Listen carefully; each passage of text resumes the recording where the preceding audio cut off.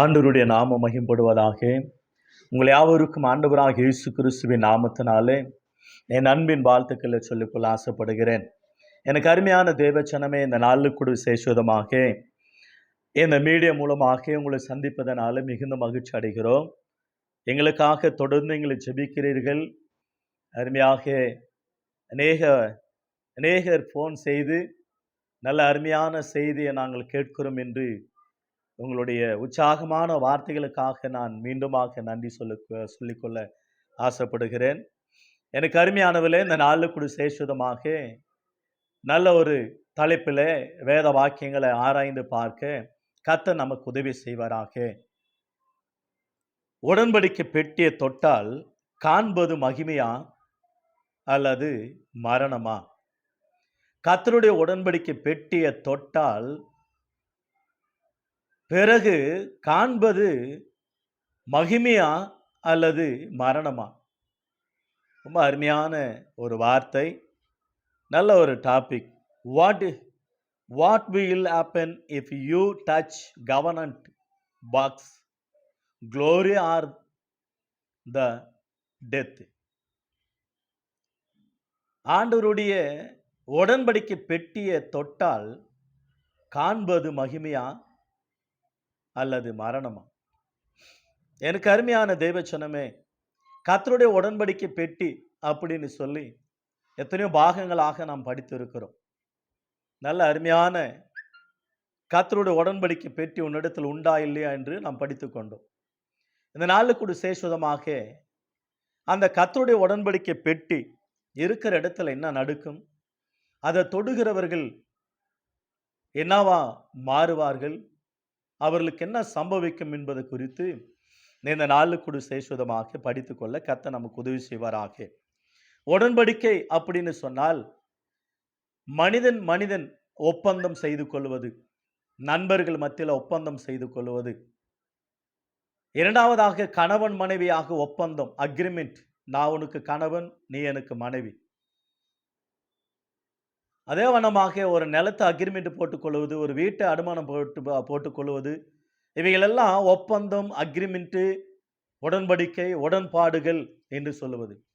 மேலாக தேவன் மனிதனோடு கூட செய்கிற உடன்படிக்கை, இட் இஸ் கவர்னன்ட். மனிதன் தேவனோடு கூட செய்கிற உடன்படிக்கை, கடவுளுக்காக பக்தி வைராக்கியமா வாழ வேண்டும் என்றதான ஆண்டவரை ஏற்றுக்கொண்டு அவர் விசுவாசித்து ஞானஸ்நானம் பெற்று பயபக்தியோடு அவரோடு கூட உடன்படிக்கை பாதுகாத்து கொள்வது மிகவும் அவசியம். அதுதான் ஒப்பந்தம், உடன்படிக்கை, அக்ரிமெண்ட், ஒரு உடன்பாடு என்று சொல்வார்கள். அவனமாக கர்த்தருடைய உடன்படிக்கை, த கவர்னன்ட், இந்த கவர்னன்ட் பாக்ஸை தொட்டால் காண்பது மகிமையா மரணமா என்பது குறித்து நாம் சிந்திக்க கர்த்தர் நமக்கு உதவி செய்வாராக. எனக்கு அருமையானவர்களே, ஆண்டவர் மோசையோடு கூட சொன்னார். யாத்திராகமம் 25 அதிகாரம் 10 வசனத்துல, சித்தி மரத்தினால ஒரு பெட்டியை உண்டு பண்ணுவாயாக, தங்க தகடால் அதை மூடுவாயாக, 4 கொக்கிகள் இருக்க வேண்டும், 4 பேர் அதை தோளில் சுமக்க வேண்டும் என்று சொல்லி கற்பித்ததே 25 அதிகாரத்தில் யாத்திராகமம் புஸ்தகத்தில், Exodus, the book of Exodus 25 chapter words 10. இந்த பெட்டிக்குள்ள என்ன இருக்கும்? இது தங்க பெட்டியா மாறுகிறது, தேவனுடைய பெட்டியா இருக்கிறது, கர்த்தருடைய பெட்டியா இருக்கிறது, உடன்படிக்கை பெட்டியா இருக்கிறது, பரலோகத்தின் பெட்டியா இருக்கிறது. இந்த பெட்டிக்குள்ள என்ன இருக்கும் என்பது குறித்து பார்க்கிறோம். எபிரேயர் புஸ்தகம் 9 அதிகாரம் 4 வசனத்தில் வாசிக்கிறோம். அந்த பெட்டிக்குள்ளாக மன்னா வைக்கப்பட்ட பொற்பாத்திரமும், ஆரோனுடைய தளர்ந்த கோலும், 2 கற்பலைகளும் அந்த பெட்டிக்குள்ள இருக்கிறத பார்க்கிறோம். இப்பொழுது சீன் வனாந்தரத்தில் ஆண்டவர் கொடுத்தார். அந்த கொடுத்த 2 பலகைகளையும் வனாந்தரத்தில் 40 ஆண்டுகளாக கடந்து வந்த அவர்களுடைய வாழ்வில் மன்னாவை ஆண்டவர் ஆகாரமாக கொடுத்தார். அந்த மன்னாவை கொஞ்சம் எடுத்து பொன்னால் செய்யப்பட்ட பொற்பாத்திரத்தில் வைத்து அந்த பெட்டிக்குள்ள வைத்தார்கள். இவைகள் 3மே ஆண்டவராக இயேசு கிறிஸ்து குறிக்கிறத பார்க்கிறோம். நானே ஜீவ அப்பம் என்று சொன்னார், அவர்தான் மன்னா.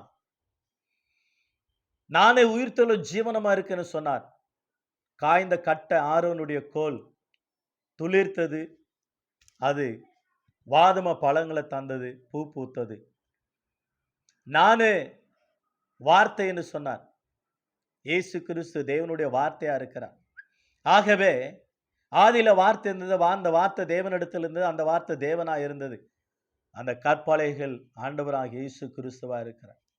ஆண்டவருடைய வார்த்தை, பைபிள் முழுவதும் ஆண்டவருடைய வார்த்தை. என்ன தள்ளி என் வார்த்தைகளை ஏற்றுக்கொள்ளாத பிதாவாகி தேவன் நியாயம் தீர்ப்பார். நான் சொன்ன வார்த்தையை கொண்டு அவர்தான் நியாயம் தீர்க்கிறவர், நியாயாதிபதி. எனவே அந்த பெட்டிக்குள்ள இருக்கிறது ஆண்டவருக்கு அடையாளமா இருக்கக்கூடிய வார்த்தைகள் அவைகள்.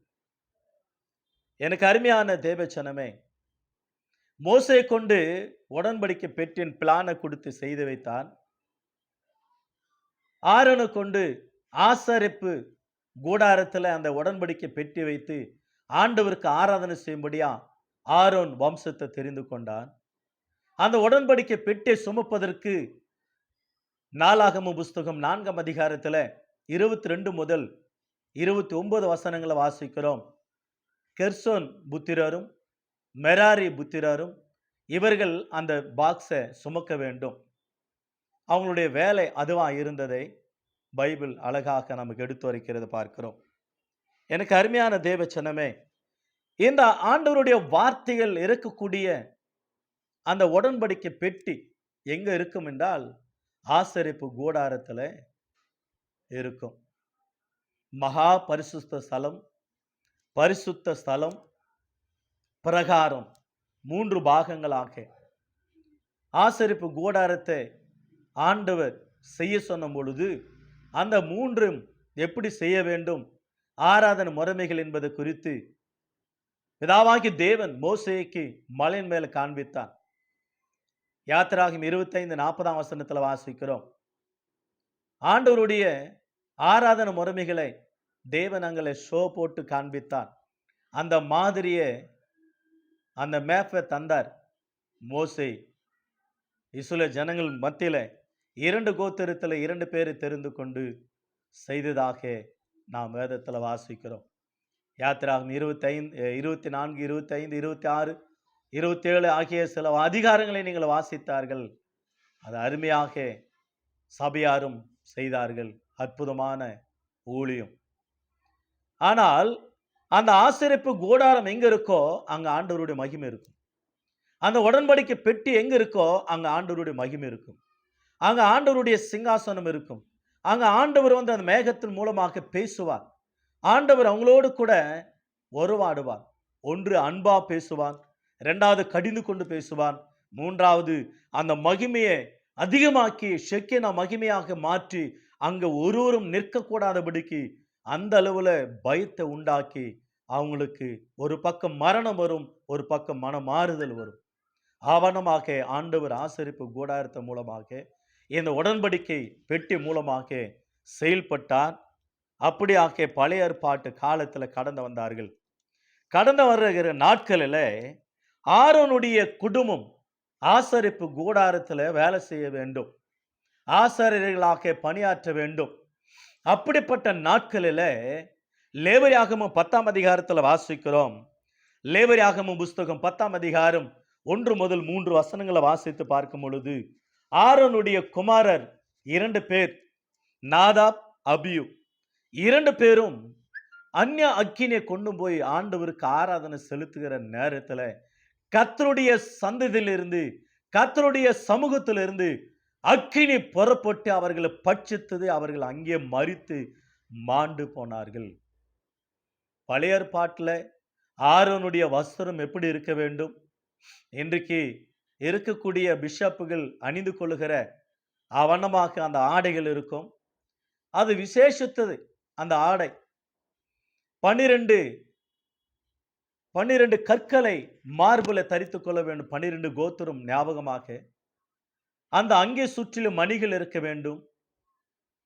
அது எப்பொழுதும் சத்தம் அந்த ஆசரிப்பு கூடாரத்துக்குள்ள போகும் பொழுது, வருஷத்துக்கு ஒரு முறை மகா பரிசுத்த ஸ்தலத்தில் பிரவேசிக்கும் பொழுது அந்த அங்கில இருக்கக்கூடிய மணிகள் சத்தம் விட்டு கொண்டு இருக்கும்.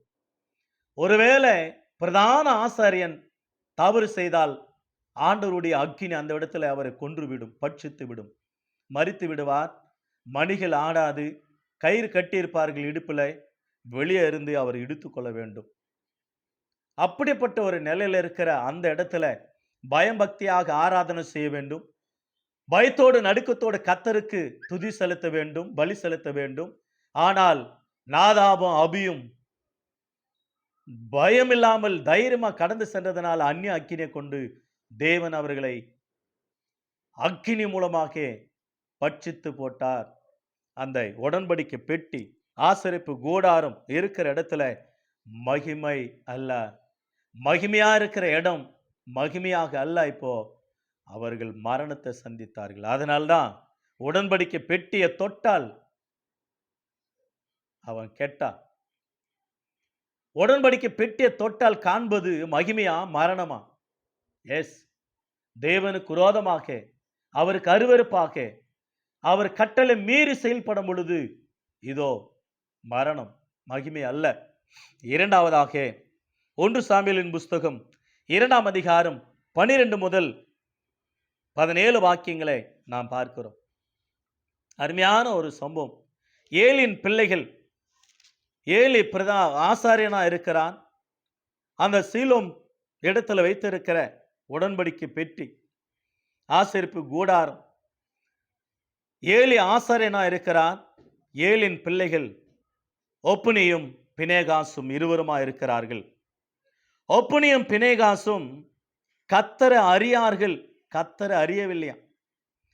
பாருங்க, 1 சாமுவேலின் புஸ்தகம் 2ஆம் அதிகாரம் 12ஆம் வசனத்துல ஏலின் குமாரர் பேலியாளின் மக்களா இருந்தார்கள், அவர்கள் கர்த்தரை அறியவில்லை. அது கீழெல்லாம் நீங்களை வாசித்து வந்தா ரொம்ப கொடுமையா இருக்கும். அவர்கள் பலி செலுத்தும் பொழுது அபகரித்துக் கொள்வார்கள். சீக்கிரமா எங்களுக்கு கொடுங்க, எங்களுக்கு பங்கு. ஜனங்க கர்த்தருடைய காணிக்கைய அப்படியே வெறுப்பா எண்ணினார்களாம். 12 முதல் 17 வசனங்களை நீங்கள் கவனிப்பீர்களானால் கர்த்தருடைய கோபம் அந்த ஏலியின் குமாரராகிய ஒப்னியும் பினேகாசு மேலே வந்தது. அவர்களை கொல்லுவதுதான் உன் குடும்பத்து மேல வருகிற அடையாளம் என்று ஏலியோடு கூட ஆண்டவர் பேசினார் சாமுவேல் மூலமாக. எனவே இவர்கள் ஆண்டவர் அறியாத ஆண்டவருக்கு பணிவிடை செய்து கொண்டு இருக்கிறார். இன்னைக்கு நிறைய பேருடைய வாழ்க்கையில கூட அப்படிதான். கர்த்தர் அறியாமல் கர்த்தருடைய பணியை செய்து கொண்டு இருக்கிறார்கள். ஏதோ வேலை எதுவும் இல்லை, எந்த வேலையாவது செய்யலாம், அப்படியாக அல்ல. அழைப்பு இருக்க வேண்டும், ஆண்டவருக்கு பயந்து இருக்க வேண்டும், ஆண்டவருடைய கட்டளை கை கொள்ள வேண்டும், ஆண்டவருடைய கட்டளை கை கொண்டு ஆண்டவருக்காக வாழ வேண்டும். அதுதான் ஆண்டவர் எதிர்பார்க்கிறார், அதை தான் ஆண்டவர் எதிர்நோக்கிறார். சில காலம் ஆனது, அவர்கள் செய்கிற காரியம் அக்கிரமம் என்னவென்றால், அங்க பலி செலுத்த வருகிறவர்களை துன்மார்க்கமாக தங்களுடைய பங்கை எடுத்துக்கொள்வார்கள். ஆண்டவருக்கு செலுத்துவதற்கு முன்னதாக தங்கள் எடுத்துக்கொள்வார்கள். வருகிற பெண்களோடு கூட சேர்ந்து உபச்சாரம் செய்வார்கள்.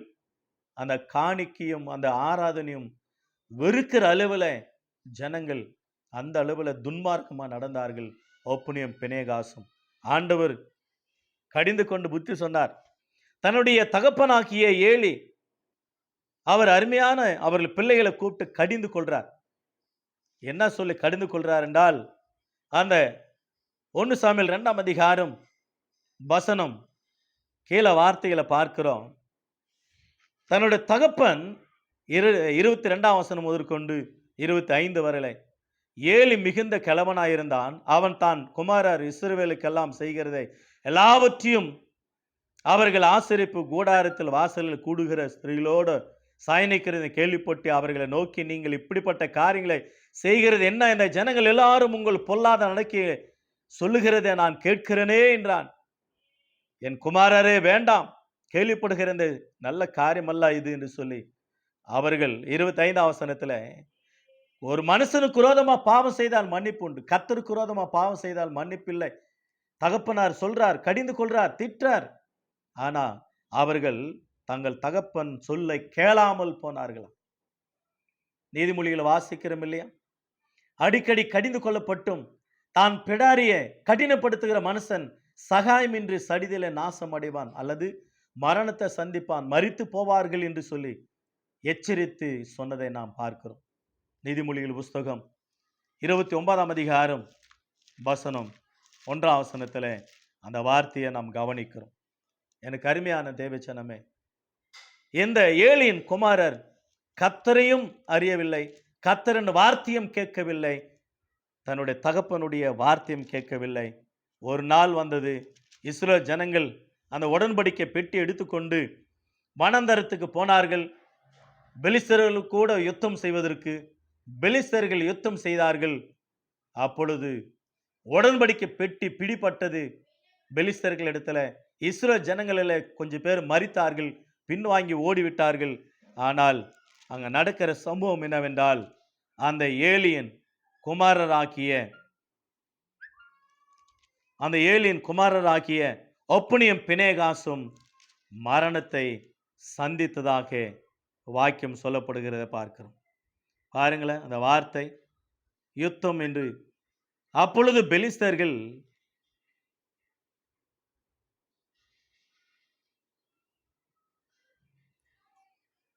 1 சாமுவேலின் புஸ்தகம் 4ஆம் அதிகாரத்தில் அந்த ஒப்னியும் பினேகாசும் அந்த உடன்படிக்கை பெட்டி கொண்டு வருகிறார்கள்.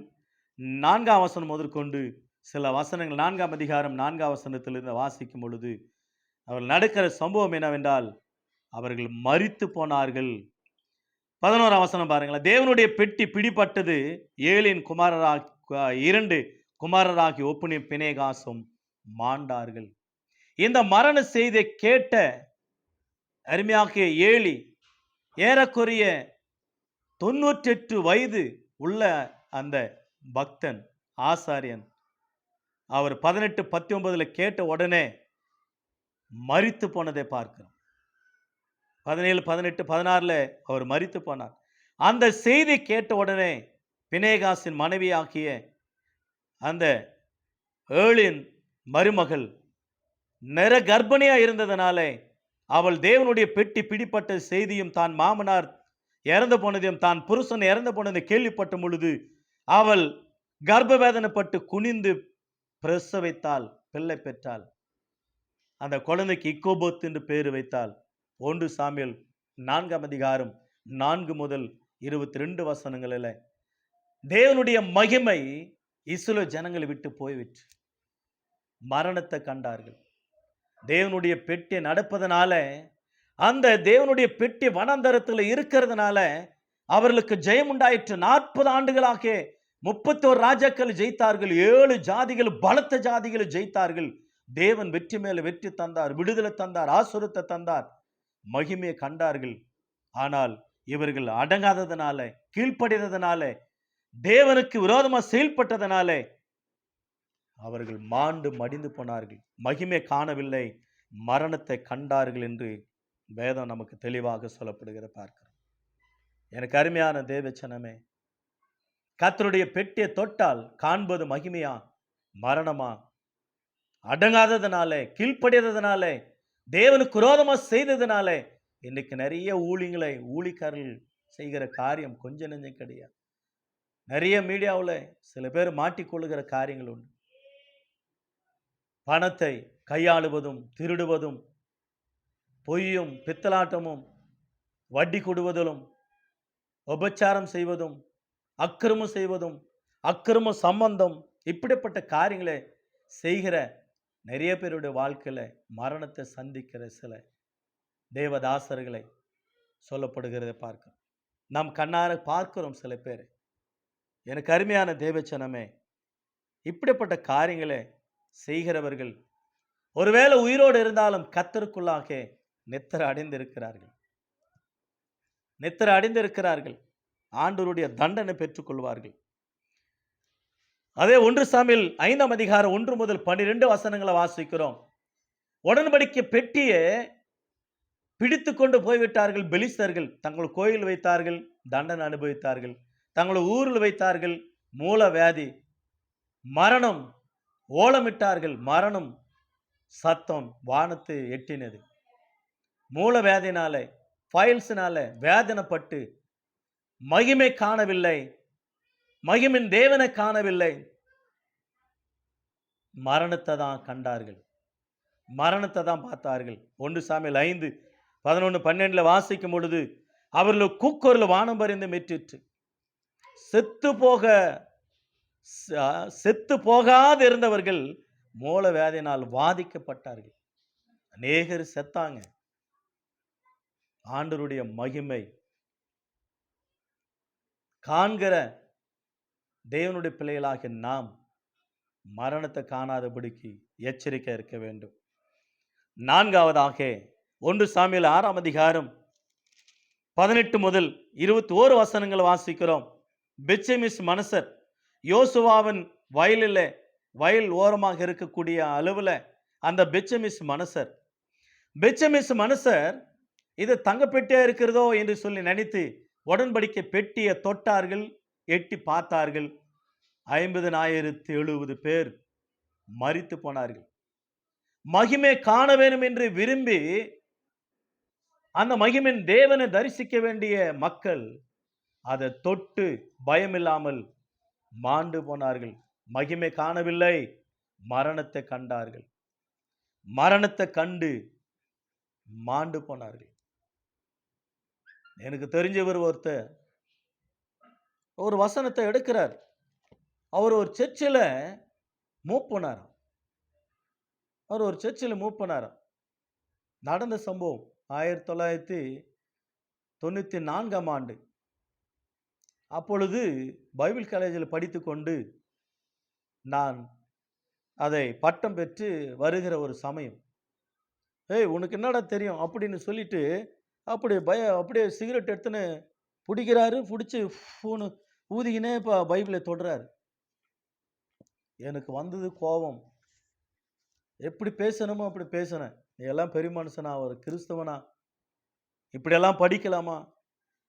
பீடி அடிச்சின்னு சிகரெட் அடிச்சின்னு பைபிளை படிக்கலாமா? இன்னைக்கு நிறைய பேர் கூட இருக்கிறானுங்க.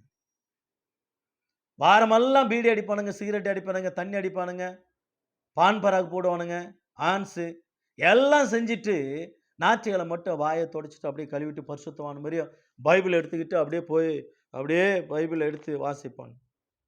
அவங்களுக்கு ஒரு பாட புத்தகம் மாதிரி ஆயிடுச்சு. மரணம்.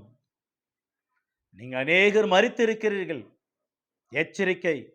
ஆண்டவருக்கு கோபம் வந்தா மகிமை காண மாட்டீங்க, மரணத்தை தான் காண்பீர்கள். நிறைய பேர் தண்ணி அடிச்சுட்டு பிரசங்கம் பண்றான். ஏதோ சபைகள் பேர்களை சொல்லுவாங்கல்ல.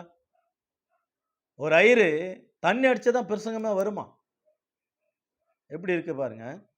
தண்ணி அடிச்சதான் ஞாபகமா வருதான் வசனம். ஆவியானவர் ஞாபகப்படுத்துவார், ஆவியானவர் போதிப்பார், ஆவியானவர் பேசுவார் என்ற வார்த்தையெல்லாம் பைபிள் இருக்கு. ஆனா இது புதுசா இருக்கு, வித்தியாசமா இருக்கு. தேவன் சகலத்தையும் படைத்தாராம் மனிதனுக்காக. அப்படி குடித்து கும்பாலம் போட்டு டான்ஸ் போட்டவங்களெல்லாம் வனாந்தரத்தில் ஆண்டவர் கொன்று போட்டார். மகிமை காணவில்லை, மரணத்தை கண்டார்கள். நமக்கு எச்சரிப்பு ஆண்டவர் எழுதி வைத்திருக்கிறார். பழைய ஏற்பாட்டை 3 காரியங்களுக்காக எழுதி வைத்திருக்கிறார். 1 எச்சரிப்பு, 2வது போதனை, 3வது இயேசு கிறிஸ்துவை அறிந்து கொள்வதற்கு. எனவே அவைகளை குறித்து நான் சொல்லியிருக்கிறவங்களுக்கு வேத வசனங்கள். ஆகவே நம்முடைய ஆண்டவராகிய இயேசு கிறிஸ்துவானவர் அற்புதமாக மகிமையான ஊழியத்தை செய்தார். 5வதாக 2 சாமுவேலின் புஸ்தகம் 6ஆம் அதிகாரம் 1 முதல் 8 வசனங்களில் வாசிக்கிறோம். அபிநாதாவினுடைய வீட்டில் இருக்கக்கூடிய அந்த உடன்படிக்கை பெட்டியை இப்பொழுது தாவீதானவர் தன்னுடைய நகரத்துக்கு கொண்டு போகிறார். அப்படிப்பட்ட ஒரு நிலையில மாட்டு வண்டியில வைத்து அது தோளில் சுமக்க வேண்டும். மாட்டு வண்டியில சுமக்க கூடாது, பலி செலுத்த வேண்டும். ஆசாரிகள் அது முன்னும் பின்னமாக நடத்த வேண்டும். தாவீது ஆத்திரப்பட்டு கொண்டு போனார். மாடுகள் மிரளுகிறதுனால ஊசா அந்த உடன்படிக்கை பெட்டியை தொட்டார். தொட்ட மாத்திரத்தில் ஆண்டவர் அடித்தார். அவர் கண்டது மகிமை அல்ல, மரணத்தை கண்டார். அதை யார் தொட வேண்டும், எப்படி தொட வேண்டும், யார் செய்ய வேண்டும், யார் அதை மத்தியில் இருக்க வேண்டும், ஆசரிக்க வேண்டும், அதை அனுசரிக்க வேண்டும் என்பது குறித்து தேவன் சொல்லியிருக்கிற வார்த்தைகளை மறந்தார்கள். செவி கொடுக்க செவித்தனம் உள்ளவர்களா, வணங்கா கழுத்துள்ளவர்களா மாறினார்கள். தேவன் அடித்ததனால பேரோஸ், ஊசா என்று பேர் வைத்த அந்த இடத்திற்கு தாவீது கித்தியான் ஆகிய ஓபேத் ஏதோமுடைய வீட்டில் உடன்படிக்கை பெட்டி வைத்துவிட்டு பயந்து ஓடிவிட்டார். ஊசா அந்த பெட்டியை தொடக்கூடாது, ஆசாரிகளை தொட வேண்டும். அதை மாட்டு வண்டியில கொண்டு போகக்கூடாது, தோளில் சுமக்க வேண்டும். தோளில் சுமக்கிறவர்கள் இருக்க வேண்டும், தங்களை பரிசுத்தப்படுத்திக் கொள்ள வேண்டும். அப்பொழுதுதான் மகிமை காண்பார்கள், மரணத்தை அல்ல. ஊசா மரித்தார். இது சரியா தவறான்னு சொல்லி நிறைய பேர் கேள்வி கேட்பார்கள். அதுக்குன்னு ஒரு டிபேட் வைப்பாங்க, ஒரு பெரிய பட்டிமன்றமே வைப்பாங்க. எனக்கு அருமையானவில்லை, தேவன் சொன்ன வார்த்தை கட்டளை மீறி நடக்கும் பொழுது அதுக்கு என்ன பட்டிமன்றம் வைத்தாலும் பதில் கிடைக்காது, மரணம் தான். ஆறாவதாக யாத்திராகும் புஸ்தகம், என்னாகும் புஸ்தகம், லேவியராகும் புஸ்தகம், இந்த புஸ்தகங்களை வாசிக்கிறோம். ஆசரிப்பு கூடாரத்தில் உடன்படிக்கை பெட்டி இருக்கும் பொழுது சிக்கின மகிமை அவர்கள் மேல காணப்படும். அப்பொழுது அந்த பெட்டியின் மத்தியிலே கிருபாசனம் இருக்கும். அந்த கிருபாசனம் மத்தியில ஆண்டவர் மோசையோடு கூட பேசுவார். யாத்திராகம புஸ்தகம் 25ஆம் அதிகாரம் 21ஆம் வசனம் 22ஆம் வசனம், யாத்திராகம புஸ்தகம் 24ஆம் அதிகாரம் 15 முதல் 18 வசனங்கள் மலையில் மேலே அந்த மேகத்தில் இருந்து ஆண்டவர் பேசினார். என்னாகம புஸ்தகம் 9ஆம் அதிகாரம் 17 முதல் 23 வசனங்கள் மற்றும் 15ஆம் வசனம். 2 நாளாகம புஸ்தகம் 7ஆம் அதிகாரம் 1ஆம் வசனத்தில் சிக்கின மகிமை அங்க காணப்படுகிறத பார்க்கிறோம். அந்த சிக்கின மகிமை ஆசரிப்பு கூடாரத்தில் நிரம்பும். ஆசரிப்பு கூடாரத்து மூலமாக ஆண்டவர் பேசுவார். என்னாகமும் 12ஆம் அதிகாரத்தில் கூட அற்புதமான ஒரு வார்த்தை. என்னாகமும் 12ஆம் அதிகாரம் அந்த ஆசரிப்பு கூடாரத்துக்கு வர சொல்லுவார். மோசேயும் ஆரோனும் மீரியாமையும் மேகத்தில் இருந்து இறங்கி தேவன் அவர்களை கூப்பிட்டு பேசுவார். ஆண்டவர் பேசுவார் மேகத்தின் மூலம். மகிமை, சிக்கின மகிமை அந்த ஆசரிப்பு கூடாரத்தில் காணப்பட்டதை பார்க்கிறோம். எனக்கு அருமையானவில்லை, தேவனுடைய பெட்டியை, கர்த்தருடைய பெட்டியை தொட்டால் காண்பது மகிமையா மரணமா? எஸ், பழைய ஏற்பாட்டில் அதை தொட்டால் மரணம், புதிய ஏற்பாட்டில் அதை தொட்டால் ஆசீர்வாதம். இயேசு கிறிஸ்து யாரெல்லாம் தொட்டாங்களோ அவங்கெல்லாம் சுகமடைந்தார்கள், ஆசீர்வதிக்கப்பட்டார்கள், மகிமை கண்டார்கள். இயேசு சொன்னார், நீ விசுவாசித்தால் தேவனுடைய மகிமை காண்பாய். யோவான் 11ஆம் அதிகாரம் 40ஆம் வசனத்தில் ஆண்டவர் மகிமை. ஏசாயா புஸ்தகம் 8ஆம் அதிகாரம் 20ஆம் வசனத்தில் வேத வசனங்களை கவனிப்பாயானால், வேத வசனங்களை தியானிப்பாயானால், கை கொள்வாயானால் உனக்கு வெளிச்சம் உதிக்கும். ஏசாயா 9ஆம் அதிகாரம் 1லிருந்து 2 வசனங்களை வாசிக்கிறோம். வெளிச்சம் இருள் இருக்கிற ஜனங்களுக்கு, மரண இருள் இருக்கிற ஜனங்களுக்கு வெளிச்சம் உதித்தது. யோவான் 8ஆம் அதிகாரம் 12ஆம் வசனத்தில் நானே உலகத்துக்கு ஒளியா இருக்கிறேன், வெளிச்சமா இருக்கிறேன். அந்த மகிமை, அந்த மகிமையான ஊழியம், ஆண்டவராகிய தேவன் மகிமை. அந்த மகிமின் தேவன் நம்முடைய இருதயங்களை பிரகாசிக்க வேண்டும். ஆகையால் தான் 2 கொரிந்தியர் 4ஆம் அதிகாரம் 4ஆம் வசனத்தில் வாசிக்கிறோம், இப்பிரபஞ்சத்தின் தேவனானவன் அந்த மகிமையான சுவிசேஷ ஒளி அவர்களுக்கு பிரகாசிக்காதபடிக்கு அவருடைய மனதை குருடாக்கி வைத்திருக்கிறான். அவருடைய சிக்கின மகிமை நம் மேல இறங்க வேண்டும். இன்றைக்கு தைரியமாக எபிரேயர் 4ஆம் அதிகாரத்தில் கடைசி வசனத்தில் வாசிக்கிறோம், தைரியமாக அவருடைய கிருபாசனத்தில் போகிறோம், தைரியமாக அவருடைய மகிமையை காண்கிறோம். மகிமை மேல் மகிமை, கிருபை மேல கிருபை, ஆசீர்வாதத்து மேல் ஆசீர்வாதம், நன்மை மேல நன்மை என்று சொல்லி பைபிள் சொல்லுகிறதை பார்க்க, நாம் எல்லாரும் மகிமையின் பிள்ளைகள், தேவனுடைய பிள்ளைகள், மகிமை கண்டவர்கள். அந்த மகிமையின் தேவன் நமக்குள்ள இருக்கிறார். 1 கொரிந்தியர் புஸ்தகத்தில் 2ஆம் அதிகாரம் 8ஆம் வசனத்தில் வாசிக்கிறோம், அவர்கள் மகிமையின் கர்த்தரை அறியார்கள், அறிந்தார்களானால் சிலுவையில் அறிந்திருக்க மாட்டார்கள். அந்த மகிமையின் கர்த்தரை நாம் அறிந்திருக்கிறோம், அந்த மகிமையின் தேவனை நாம் பெற்று இருக்கிறோம். அந்த மகிமையான வார்த்தை நம்முடைய இருதயத்தில் இருக்கிறது. அந்த மகிமையான வார்த்தை நமக்குள்ள இருக்கிறது. அந்த மகிமையான வார்த்தையாகிய உடன்படிக்கை பெட்டி நம்முடைய இருதயத்தில், எண்ணங்களில், சிந்தனைகளை நாம் தொடுகிறோம், வாசிக்கிறோம், நேசிக்கிறோம், போதிக்கிறோம். It is great. மகிமை. ஒரு வாக்கியத்தை வாசித்து நாம் ஜெபிக்கலாம். 2 கொரிந்தியர் புஸ்தகம் 3ஆம் அதிகாரம் 1 முதல் கடைசி வசனங்களை 18 வசனங்கள் இருக்கு. 2 Corinthians chapter 3 words 1 to 18 words. அந்த வார்த்தைகளை வாசிக்கிறோம். மகிமையான ஊழியம் எப்படி இருந்தது? பழைய ஏற்பாட்டு ஊழியம், புதிய ஏற்பாட்டு ஆவிக்குரிய ஊழியம், புதிய உடன்படிக்கையின் ஊழியம். இது அதிக மகிமுள்ளது, அது குறைவு மகிமுள்ளது.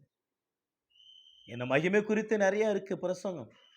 பட் இந்த அதிகாரம் எனக்கு ரொம்ப பிடித்த ஒரு அதிகாரம். எங்களை நாங்களே மறுபடியும் மெச்சுக்கொள்ள தொடங்குகிறோமோ, அல்லது சிலருக்கு வேண்டியதா இருக்கிறது போல உங்களுக்கும் உபசார நிருபங்களை அனுப்புவோம், உங்களிடத்தில் உபசார நிருபங்களை பெற்றுக்கொள்ளவும் எங்களுக்கு வேண்டியதோ? எங்கள் இருதயங்களில் எழுதப்பட்டதும் சகல மனுஷரால் அறிந்து வாசிக்கப்பட்டதும் இருக்கிற எங்கள் நிருபம் நீங்கள் தானே. ஏனெனில் நீங்கள் எங்கள் ஊழியத்தினால் உண்டான கிறிஸ்துவின் நிருபமாயிருக்கிறீர்கள் என்று வெளிரங்கமாயிருக்கிறது. அது மையினால் அல்ல, ஜீவனுள்ள தேவனுடைய ஆவினாலும் கற்பலைகளில் அல்ல, இருதயங்களாகிய சதையான பலகைகளாலும் எழுதப்பட்டு இருக்கிறது. நாங்கள் தேவனுக்கு முன்பாக கிறிஸ்துவின் மூலமாய் இப்படிப்பட்ட நம்பிக்கை கொண்டு இருக்கிறோம். எங்களால் ஏதாகிலும் ஆகும் என்பது போல ஒன்றையும் யோசிக்கிறதற்கு நாங்கள் எங்களால் தகுதியானவர்கள் அல்ல, எங்களுடைய தகுதி தேவனால் உண்டாயிருக்கிறது. 6ஆம் வசனம்.